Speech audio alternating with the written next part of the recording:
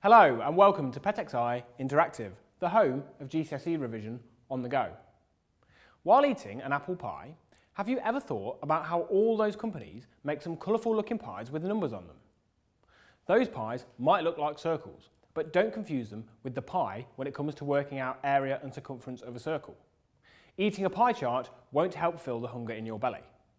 There's just one main formula to use when it comes to dealing with pie charts. We like to call this the multiplier. It works out what one person or one object is worth. To do this, we divide 360 degrees by the total number of people. Why 360 degrees, you may ask? That's because that's the full number of degrees in a pie chart. Let's put all this into action in a question.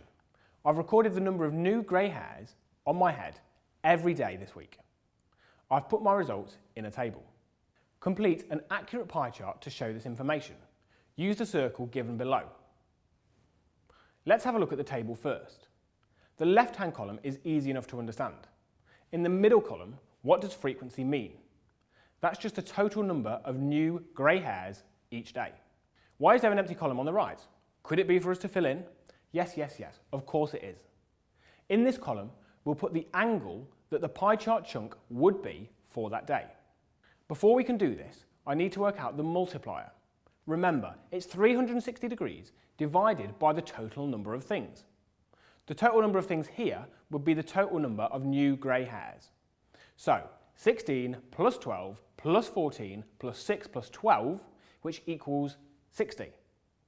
So the multiplier is 360 divided by 60, which equals 6. This means that each new hair is worth 6 degrees in my pie chart. So I now know that each new hair is 6 degrees.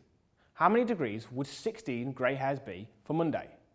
That's just 16 times 6, which gives us 96 degrees. We can repeat this process for the other days. For the Tuesday, we need to do 12 times 6, which is 72 degrees. Wednesday is 6 times 14, which is 84 degrees. Thursday is 6 times 6, which equals 36 degrees. Finally, Friday is 12 times 6, which equals 72 degrees. Now, our table is finished and we are ready to put this information into a pie chart. Now, this line down the middle of the circle isn't there for its health. It's not where the printer smudged the ink either. We use this to measure our first piece of the pie. Get your protractor and a pencil at the ready. Put the cross of your protractor on the dot in the middle of the circle and line up the 0 on the protractor with the new line. Monday was 96 degrees, so from 0 we go round to 96 and make a mark. Then, using the straight edge of our protractor, we join up our new dot to the dot in the middle of the circle. To show what piece of the pie chart it represents, write Monday in it. Tuesday was 72 degrees. Again, put the cross of your protractor on the dot in the middle of the circle and line the 0 of your protractor with the new line that you made for Monday.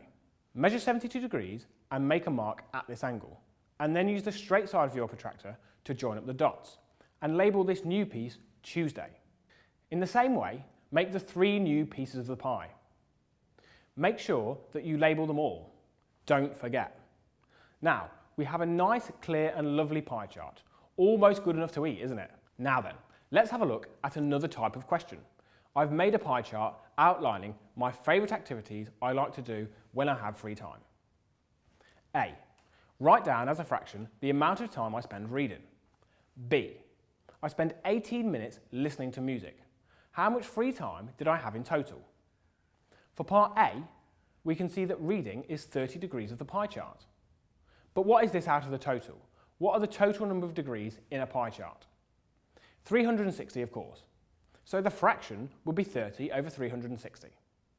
For part B, let's look at the music chunk. You can see that it is 90 degrees, which is a quarter of the pie chart. You are told in the question that 18 minutes was spent listening to music. You can use all of this to work out the total amount of free time. 1 quarter is worth 18 minutes. So as there are 4 quarters in the whole pie chart, if we multiply the 18 by 4, we get 72 minutes in total. Before I go, I just have one last thing to tell you. Why did the pie go to a dentist? Because it needed a filling. Yeah? Well, thanks for watching and see you again shortly on another episode of PetXI Interactive Maths.